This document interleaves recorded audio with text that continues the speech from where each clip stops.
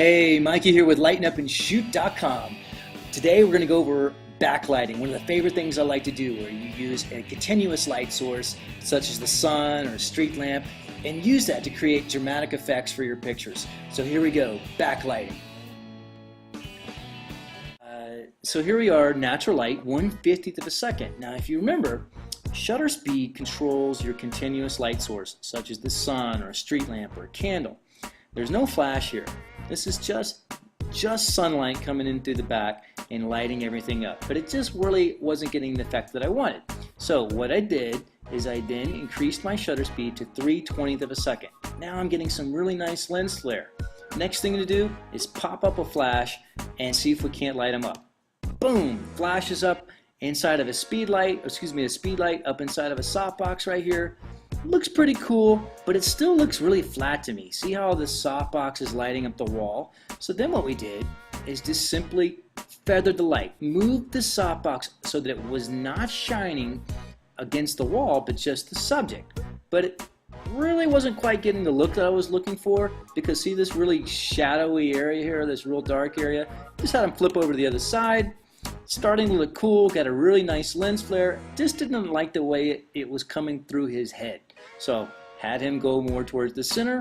Presto, got a really cool dramatic picture by using two lights. That's right, with one flash. How do you do that? Because one of your light sources is with your sun, the second light source is with a flash in this case. And to control the flash, the exposure is by aperture. So you're really taking two photographs. One is for your ambient light, which in this case is the sun, and two, right here, is the flash is hitting just him, just lighting up Paolo, and we control that with our aperture. So back up, we kick the original photo with just natural light, 1/50th of a second. Then we started to kill whatever ambient light was in the room by coming up to 3/20th of a second. Then we added a flash. It looked a little too flat to me, so we just pointed the light source away from the wall so it was just illuminating our subject, and boom, started to look good. We had a really harsh shadow here. We could have added a second light, but why? Well, all we had to do is flip them over to the other side, and we got the shot that we were looking for.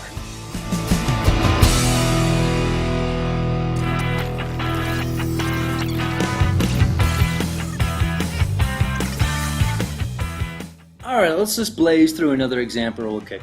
Here we are. It's about 30 minutes before the sun has touched the horizon. So we got some pretty bright sun. This is shot with completely natural light at 1/40th of a second.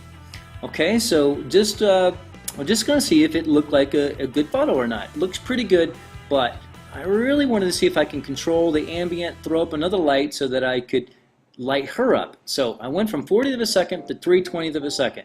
Now you can kind of see that more detail in the sky. You can see a little bit of the clouds, you can see the mountains. Let's pop up a flash and see what happens. Alright, looks pretty good, but I've noticed that she's got a really dark shadow on one side of her face. So what I'm going to do is I'm going to add a third light source. That's right, 3 lights with 2 flashes. The first light being the ambient light, which is the sun behind her, and then a main light, and then I'm going to add, boom, a third light, just to light up the left side of her face, and I've got it at a little bit less power so that it doesn't look like on-camera flash. You got one side that's a little brighter than the other, so that you still have some dramatic lighting. So back up, you can see that that's a little too dramatic, a little too contrasty. We add another light on the other side of her, and boom, she looks pretty good. Now, we're at 3/20th of a second. Just wanted to kind of see in this next shot what would happen if I change it to 80th of a second. That's about 2 stops difference in the background. Notice I haven't changed my aperture, because aperture controls the flash exposure. All I've done is change the shutter speed just to see if I can get a different look.